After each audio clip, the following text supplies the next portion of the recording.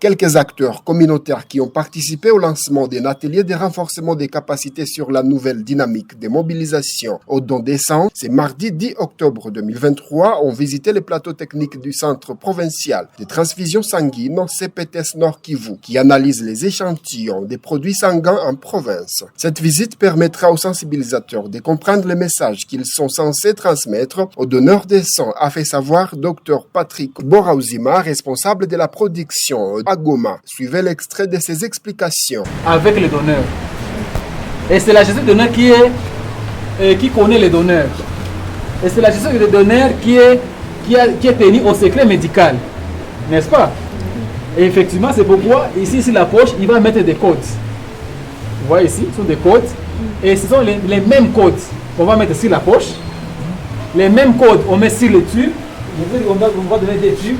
Sur les tubes, ils vont aller dans les services de la qualification.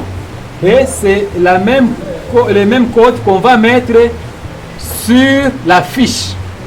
Les participants ont désormais une idée de travail qui réalise les CPTS en sauvant des vies humaines. Ces derniers se sont réjouis de cette visite. L'une d'eux s'exprime. Mes informations, je ne savais pas qu'il y avait autant d'automates, ce qui est quand même une très bonne chose parce que maintenant on a des résultats qui sont très spécifiques et je trouve que c'est quand même une très grande innovation et voilà. Merci. Notez que les sangs ne s'achètent pas, contrairement aux rumeurs qui se propagent dans l'opinion. Toutefois, le malade paye une petite contribution pour les examens hématologiques et sérologiques, a conclu Dr Patrick Boraouzima.